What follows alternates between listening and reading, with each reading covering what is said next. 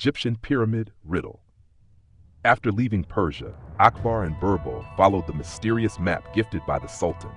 Their journey took them to the grand land of Egypt, famous for its towering pyramids and ancient mysteries. As they entered the bustling city, the pharaoh himself welcomed them. "I have heard of your wisdom, Birbal," said the pharaoh, his voice deep and regal. "I have a challenge for you. If you succeed, I will reward you handsomely.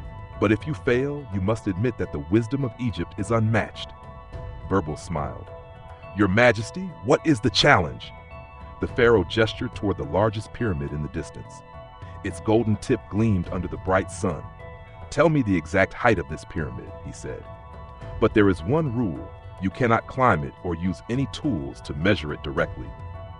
The Egyptian courtier smirked, confident that Birbal would be unable to solve the puzzle. Even Akbar looked a bit concerned. But Birbal remained calm, his eyes fixed on the pyramid.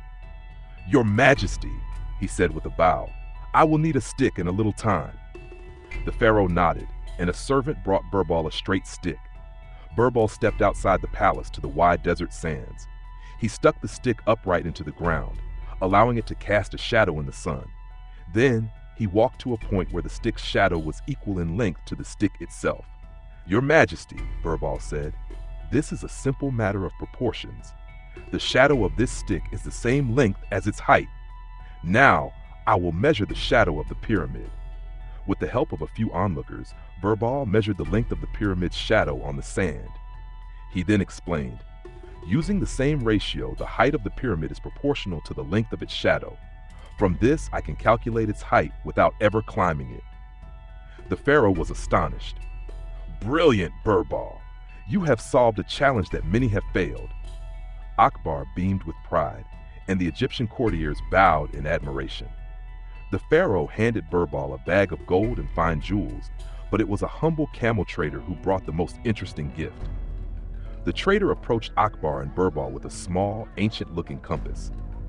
"This compass is said to guide those who seek great wisdom," he said. "I believe it will lead you to Rome, where a wise and clever banker awaits." Akbar accepted the compass and thanked the trader.